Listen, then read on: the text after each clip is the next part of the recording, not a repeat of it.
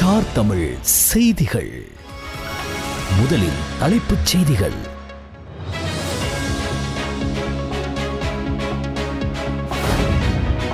GeM Sri Lanka 2025 ரத்தினக்கல் மற்றும் ஆபரண கண்காட்சி ஜனாதிபதி தலைமையில் ஆரம்பம்.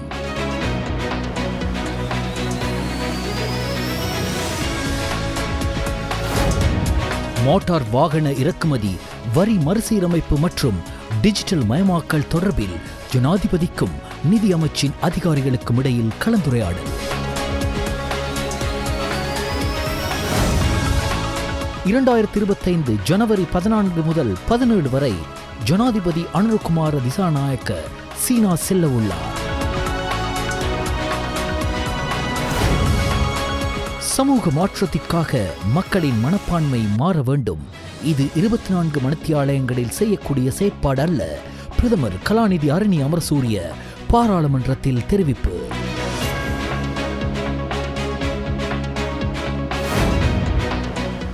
சியத்த ஊடக வலையமைப்பின் மீது மேற்கொள்ளப்பட்ட பயங்கரவாத தாக்குதல் தொடர்பில் ஆராய வேண்டும். எதிர்க்கட்சித் தலைவர் சஜித் பிரேமதாச சபையில் தெரிவிப்பு.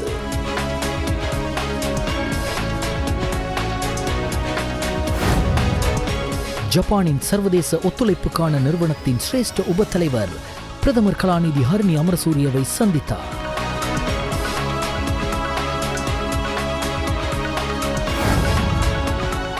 ஆரம்பிக்கப்பட்டு இடைநடுவே நிறுத்தப்பட்டுள்ள திட்டங்களை மீளாய்வு செய்து நிறைவு செய்ய உள்ளதாக பிரதமர் கலாநிதி அரணி அமரசூரிய தெரிவிப்பு.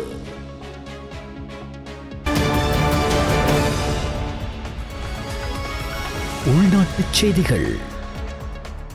ஜெம் ஸ்ரீலங்கா 2025 ரத்தினக்கல் மற்றும் ஆபரண கண்காட்சி ஜனாதிபதி அனுரகுமார திசாநாயக்க தலைமையில் இன்று காலை சினமன் பென்தொட்ட பீச் ஹோட்டலில் வெகு விமர்சையாக ஆரம்பமானது. சீனக்கோட்டை ரத்தினக்கல் மற்றும் ஆபரண சங்கம் ஆண்டுதோறும் ஏற்பாடு செய்து வரும் இந்த கண்காட்சி ஜனவரி 10 வரை நடைபெறும். ஜெம் ஸ்ரீலங்கா 2025 ரத்தினக்கல் மற்றும் ஆபரண கண்காட்சியை ஆரம்பித்து வைத்து ஜனாதிபதி கண்காட்சி கூடங்களை பார்வையிட்டதோடு ரத்தினக்கல் தொழிற்துறையினர் எதிர்கொள்ளும் பிரச்சினைகள் குறித்தும் சிநேகபூர்வமாக கலந்துரையாடினார். ஜெம் ஸ்ரீலங்கா 2025 கண்காட்சி ஏற்பாட்டு குழுவுடன் ஜனாதிபதி அனுரகுமார திசாநாயக்க குழு புகைப்படத்திலும் இணைந்து கொண்டார். இவ்வருட ஜெம் ஸ்ரீலங்கா 2025 கண்காட்சியானது 103 கண்காட்சி கூடங்களை உள்ளடக்கியதுடன் அதிகளவான உள்நாட்டு மற்றும் வெளிநாட்டு கொள்வனவாளர்கள் இதில் இணைந்து கொண்டமை விசேட அம்சமாகும். கைத்தொழில் மற்றும் தொழில் முயற்சியாண்மை அமைச்சர் சுனில் அந்துன்னத்தி, தேசிய ரத்தினக்கல் மற்றும் ஆபரண அதிகார சபையின் தலைவர் நளின் சூர்யாராச்சி, சீனங்கோட்டை ரத்தினக்கல் மற்றும் ஆபரண சங்கத்தின் தலைவர் மர்ஜஹான் ஃபலீல் மற்றும் தூதுவர்கள் உள்ளிட்ட பெருந்திரளானோர் இந்நிகழ்வில் கலந்து கொண்டனர்.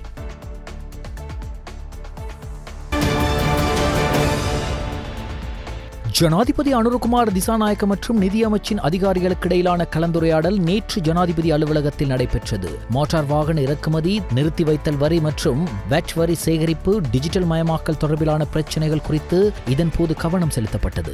இலங்கைக்கு வாகன இறக்குமதி செய்யப்படும் போது முகம் கொடுக்க வேண்டியுள்ள சவால்கள் தொடர்பில் விசேட கவனம் செலுத்தப்பட்டதுடன் நாட்டிற்குள் காணப்படும் நிதி நெருக்கடி மற்றும் பொருளாதார முன்னுரிமைகளை கருத்தில் கொண்டு இந்த பிரச்சினைகளுக்கு தீர்வு காண வேண்டியதன் அவசியத்தையும் ஜனாதிபதி அனுரகுமார திசாநாயக்க வலியுறுத்தினார். வருமான வரிக்கு உட்படாத ஓய்வூதியதாரர்களிடமிருந்து அறவிடப்படும் நிறுத்தி வைத்தல் வரியை அவர்களுக்கு மீள பெற்றுக் கொடுப்பதற்கான எளிமையான முறையொன்றை அமைக்க வேண்டியதன் முக்கியத்துவத்தை ஜனாதிபதி இதன் போது வலியுறுத்தினார். அத்தோடு செயற்திறன் மற்றும் வெளிப்படைத்தன்மை மேம்படுத்த பெறுமதி சேகரிப்பு செயற்பாடுகளை டிஜிட்டல் மயமாக்க வேண்டிய அவசியத்தை சுட்டிக்காட்டிய ஜனாதிபதி அனுரகுமார திசாநாயக்க வரி இணக்கம் மற்றும் வரி வருமான மீட்டுதல் செயற்பாடுகளை மேம்படுத்தும் நோக்குடன் நடவடிக்கைகளை மேற்கொள்ளுமாறும் வலியுறுத்தினார்.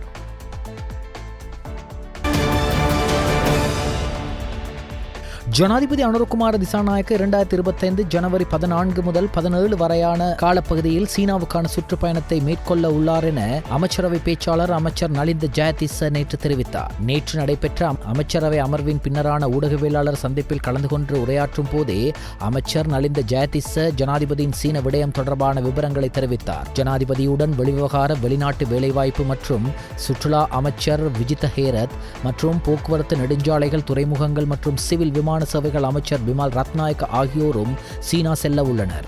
அமைச்சர் ஜெயதிச மேலும் தெரிவிக்கையில், ஜனாதிபதி இந்த வருடம் சீனாவுக்கான விஜயத்தை மேற்கொள்ள உள்ள நிலையில் சீன இலங்கை ராஜதந்திர உறவுகள் 68 வருடங்களை பூர்த்தி செய்யும் எனவும் தெரிவித்தார். நாட்டின் ஆரம்ப நிலை கல்வியை தொடரும் பிள்ளைகளுக்கான கிராமிய அபிவிருத்திக்கான அறக்கட்டளை மற்றும் அலிபாபா நிறுவனத்தின் உதவியுடன் பெண்டா பேக் வேலை திட்டத்தின் கீழ் பாடசாலை உபகரணங்கள் அடங்கிய 5000 பாடசாலை பைகள் அடங்கிய நன்கொடை பிரதமர் அலுவலகத்தில் கையளிக்கப்பட்டன. இலங்கைக்கான சீன தூதுவர் கி ஜென் ஹாக் அவர்களினால் குறித்த பாடசாலை பைகள் கல்வி மற்றும் உயர்கல்வி பிரதி அமைச்சர் வைத்தியர் மதுர செனவிரத்னவிடம் நன்கொடையின் அடையாளமாக கையளிக்கப்பட்டன. இந்த நிகழ்வில் பிரதமரின் செயலாளர் பிரதீப் சபுதந்தரி, கல்வி உயர்கல்வி மற்றும் தொழிற்கல்வி அமைச்சின் செயலாளர் நாளக கழுவெவ உள்ளிட்ட அதிகாரிகளும் கிராமிய அபிவிருத்திக்கான சீன அறக்கட்டளையின் உதவி பணிப்பாளர் ஜூ ஜுகியாங் அவர்களும் பங்கேற்றிருந்தார்கள்.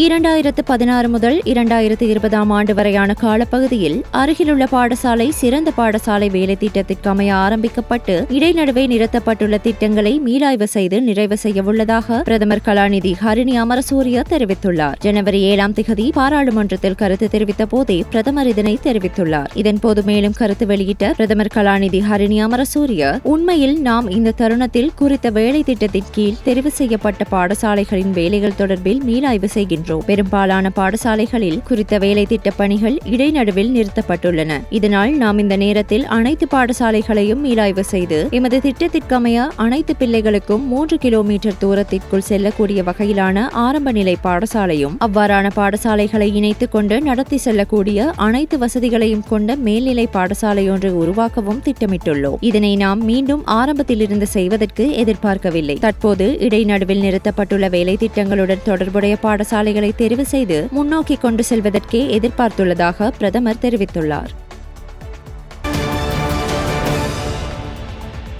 சமூக மாற்றத்திற்காக மக்களின் மனப்பான்மை மாற வேண்டும் எனவும் இது 24 மணித்தியாலங்களில் செய்யக்கூடிய செயற்பாடு அல்ல எனவும் பிரதமர் கலாநிதி ஹரிணி அமரசூரிய தெரிவித்துள்ளார். கல்வி மற்றும் ஊடகத்துறைகளில் புதிய பரிணாமத்தை உருவாக்கும் சவாலை எவ்வாறு சமாளிப்பது என்பது குறித்து பாராளுமன்றத்தில் பாராளுமன்ற உறுப்பினர் அசித நிரோஷன எழுப்பிய கேள்விக்கு பதிலளிக்கும் போதே பிரதமர் இவ்வாறு குறிப்பிட்டார். மேலும் நாட்டு மக்கள் அரசாங்கத்திற்கு வாக்களிப்பதற்கான காரணம் தனிநபர் மாற்றத்திற்காக அல்ல, நாட்டின் ஆழமான மாற்றத்திற்காகவே எனவும் பிரதமர் இதன்போது சுட்டிக்காட்டினார்.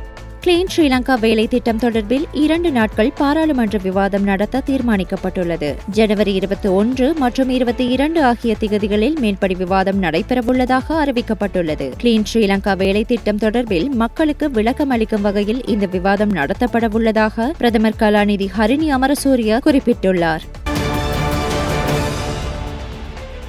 ஜப்பானின் சர்வதேச ஒத்துழைப்புக்கான நிறுவனத்தின் சிரேஷ்ட உபத்தலைவர் ஷோஹே ஹாரா அவர்கள் பிரதமர் கலாநிதி ஹரிணி அமரசூரியவை இலங்கை பாராளுமன்றத்தில் சந்தித்தார். இந்த சந்திப்பின் போது நாட்டின் அபிவிருத்தி முன்னுரிமைகளுக்கென ஜைகா நிறுவனம் வழங்கும் ஒத்துழைப்பு தொடர்பில் கலந்துரையாடப்பட்டது. கடன் மறுசீரமைப்பு, பண்டாரநாயக்க சர்வதேச விமான நிலையத்தை விரிவுபடுத்தும் வேலை திட்டத்தை நிறைவு செய்தல் மற்றும் இரு நாடுகளுக்கும் இடையிலான ஒத்துழைப்பை மேம்படுத்துவதற்கான வழிகள் தொடர்பில் கலந்துரையாடலின் போது விசேட அவதானம் செலுத்தப்பட்டது. இலங்கைக்கு ஜப்பான் பெற்றுக் கொடுக்கும் ஒத்துழைப்புகள் பிரதமர் கலாநிதி ஹரிணி அமரசூரிய தனது நன்றியை தெரிவித்ததுடன் வறுமை ஒழிப்பு, டிஜிட்டல் மயப்படுத்தல் மற்றும் கிளீன் ஸ்ரீலங்கா நிகழ்ச்சி திட்டங்களினூடாக அரசாங்கம் முன்னுரிமை வழங்கியுள்ளதாகவும் குறிப்பிட்டார். இந்த சந்திப்பில் ஜப்பானின் தூதுவர் அகியோ இசோமாட்டா அவர்கள் மற்றும் ஜப்பான் தூதரக அலுவலகத்தின் பிரதம செயலாளர் மற்றும் பொருளாதார ஒத்துழைப்புக்கான பிரதானி கெஞ்சி ஒஹாஷி அவர்களும் கலந்து கொண்டதுடன் இலங்கை தூதுக்குழுவில் பிரதமரின் மேலதிக செயலாளர் சாகரிகா போகவத்த, வெளிவிவகார அமைச்சின் மத்திய கிழக்கு மற்றும் ஆப்பிரிக்காவிற்கான மேலதிக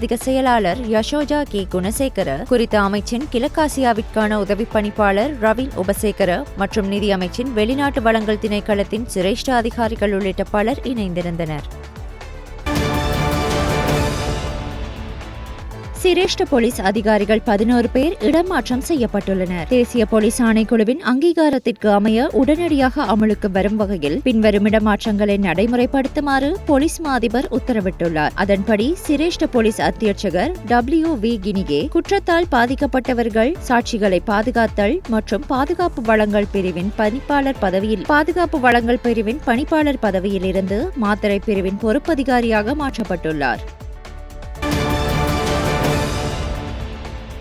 சியத்த ஊடக வலையமைப்பின் மீது மேற்கொள்ளப்பட்ட பயங்கரவாத தாக்குதல் தொடர்பில் ஆராய வேண்டும். இந்த தாக்குதல் ஊடகங்களை ஒடுக்கும் நோக்கில் நடத்தப்பட்ட பயங்கர தாக்குதல் ஆகும். இவ்விவகாரத்தையும் ஆராய்ந்து உண்மை வெளிக்கொணரப்பட்டு நீதி நிலைநாட்டப்பட வேண்டும் என்று எதிர்க்கட்சித் தலைவர் சஜித் பிரேமதாச இன்றைய தினம் பாராளுமன்றத்தில் அரசாங்கத்திடம் கோரிக்கை விடுத்தார். தற்போதைய அரசாங்கம் நாட்டில் ஸ்திரத்தன்மையை ஏற்படுத்தியுள்ளதாக அரசாங்கத்துடன் தொடர்புடைய அமைச்சர்கள் பாராளுமன்றத்தில் பல்வேறு கருத்துக்களை வெளியிட்டாலும் நாட்டில் மனிதாபிமான ரீதியாக ஸ்திரத்தன்மை ஏற்படவில்லை என்பதை புதுவருடத்தின் முதலாவது பாராளுமன்ற அமர்வில் கலந்து கொண்டு உரையாற்றிய போது எதிர்க்கட்சித் தலைவர் சஜித் பிரேமதாச ஆதாரங்களுடன் சுட்டிக்காட்டினார். ஸ்திரமான நாடு உருவாகி வருகின்றது என்று பாராளுமன்றத்தில் கருத்துக்கள் தெரிவிக்கப்பட்டு வரும் நிலையில் மக்கள் பெரும் ஆணையை பெற்றுத்தந்தது ஏலவே காணப்பட்ட சர்வதேச நாணய நிதிய இணக்கப்பாட்டை அவ்வாறே நடைமுறைப்படுத்துவதற்காகவா என கேள்வி எழுப்புகிறேன் என எதிர்க்கட்சித் தலைவர் சஜித் பிரேமதாச தெரிவித்துள்ளார்.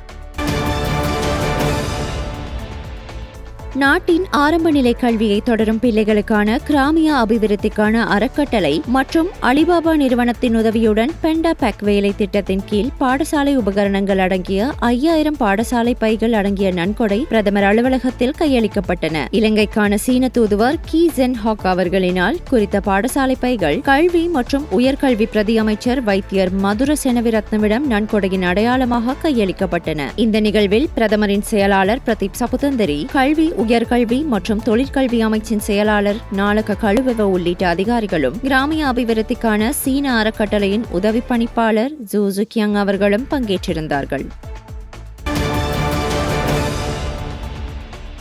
97 மில்லியன் ரூபாய் பெறுமதியான கொக்கைன் போதைப் பொருளை தனது பயணப்பட்டியில் மறைத்துக் கொண்டு கட்டுநாயக்க விமான நிலையத்தில் இருந்து வெளியேற முயன்ற வெளிநாட்டவர் ஒருவர் கைது செய்யப்பட்டுள்ளார். 66 வயதான பொஸ்னியா பிரஜையொருவர் இன்று காலை விமான நிலையத்தின் வருகை முனையத்தில் வைத்து சுங்க போதைப் பொருள் கட்டுப்பாட்டு பிரிவின் அதிகாரிகளால் கைது செய்யப்பட்டுள்ளார். அவர் தனது பயணப்பட்டிக்குள் கால்களை சுத்தம் செய்வதற்கு பயன்படுத்தப்படும் 114 பிரஸ்களுக்குள் 2 கிலோ 759 கிராம் கொக்கைனை மிக நுணுக்கமாக மறைத்து வைத்திருந்தார். அவர் கொலம்பியாவிலிருந்து குறித்த போதைப் பொருளுடன் பயணிக்க தொடங்கி கட்டாரின் டோஹாவுக்கு வருகை தந்துள்ளார். அங்கிருந்து இன்று அதிகாலை 2:40 மணியளவில் கட்டார் ஏர்வேஸ் விமானமான QR 662 மூலம் கட்டுநாயக்க விமான நிலையத்தை வந்தடைந்தார். கைது செய்யப்பட்ட பொஸ்னியா பிரஜை மற்றும் கொக்கைன் போதைப்பொருள் என்பன மேலதிக விசாரணைகளுக்காக கட்டுநாயக்க விமான நிலைய போலீஸ் போதைப்பொருள் ஒழிப்பு பணியக அதிகாரிகளிடம் ஒப்படைக்க நடவடிக்கை எடுக்கப்பட்டுள்ளது.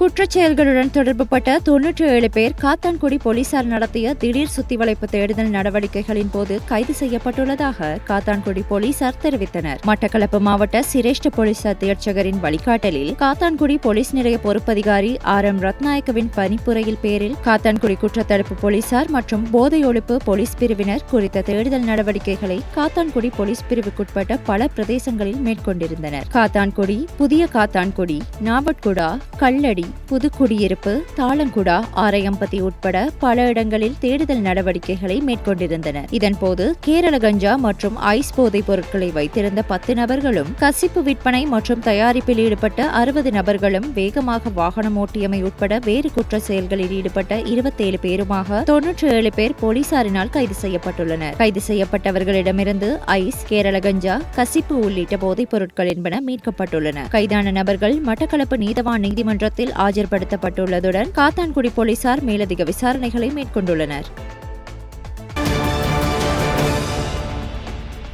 தெஹிவளை மிருகக்காட்சி சாலையில் இருந்த ஒரே ஒரு ஒராங்குட்டானும் இறந்துள்ளது. இறக்கும்போது அதற்கு சுமார் 15 வயது இருக்கும் என தெரிவிக்கப்படுகிறது. இந்தோனேஷியாவில் இருந்து தெஹிவளை மிருகக்காட்சி சாலைக்கு நன்கொடையாக கிடைத்த கோனி ஒராங்குட்டான் தம்பதிக்கு 2009ஆம் ஆண்டு இந்த ஒராங்குட்டான் பிறந்தது. இதன் மரணம் குறித்து உயிரியல் பூங்காவின் மூத்த அதிகாரி ஒருவர் கூறுகையில், ஒராங்குட்டான் விலங்கு 3 நாட்களுக்கு முன்பிருந்தே நோய்வாய்ப்பட்டிருந்தது என தெரிவித்தார். எவ்வாறாயினும் ஒராங்குட்டான் விலங்கின் உடல் பிரேத பரிசோதனைக்காக பேராதனை கால்நடை மருத்துவ பீடத்திற்கு அனுப்பி வைக்கப்பட்டுள்ளது.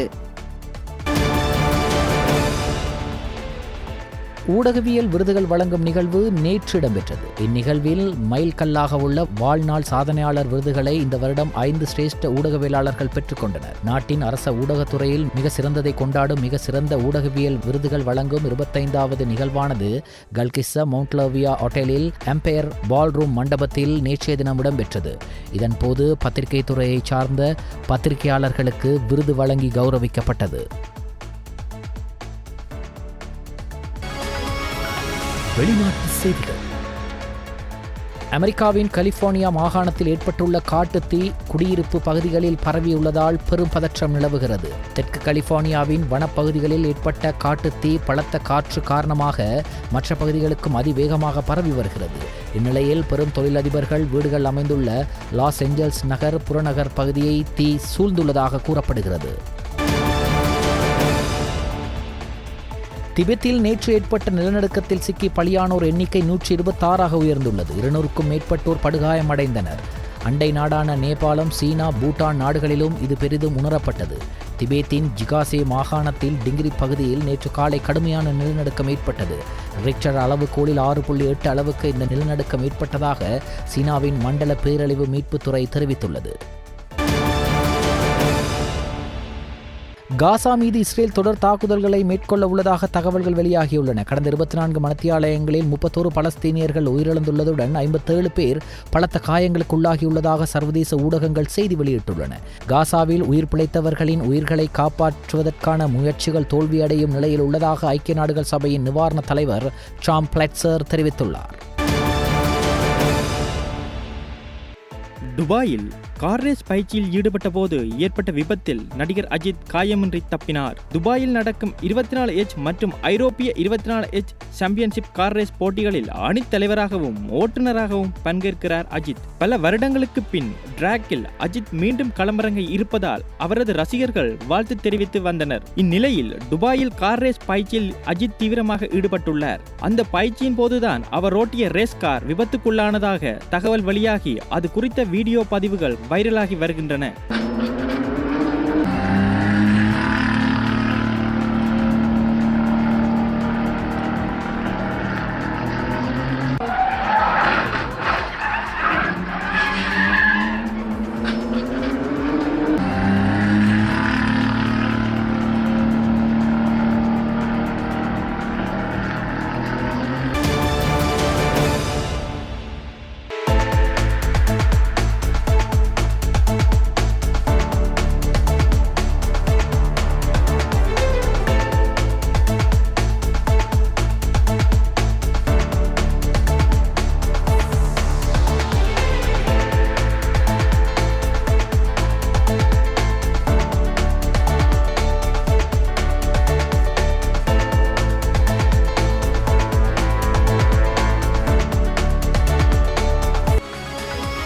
விளையாட்டு செய்திகள். நியூசிலாந்து மற்றும் இலங்கைக்கான ஒருநாள் சர்வதேச போட்டி இன்று ஹெமில்டனில் நடைபெற்றது. நாணய சுழற்சியில் வெற்றி பெற்ற இலங்கை அணி முதலாவதாக களத்தடுப்பை தெரிவு செய்தது. மழை காரணமாக இப்போட்டி 37 ஓவர்களால் மட்டுப்படுத்தப்பட்டது. முதலில் துடுப்படுத்தாடிய நியூசிலாந்து அணி 37 ஓவர்களில் 9 விக்கெட்டுகளை இழந்து 255 ஓட்டங்களை பெற்றது. நியூசிலாந்து அணி சார்பில் ரச்சின் ரவீந்திர 79 ஓட்டங்களையும் மார்க் சப்மன் 62 ஓட்டங்களையும் பெற்றனர். இலங்கை அணி சார்பில் மஹிஷ் தீக்ஷண 4 விக்கெட்டுகளையும் வனிந்து ஹசரங்க 2 விக்கெட்டுகளையும் பெற்றனர்.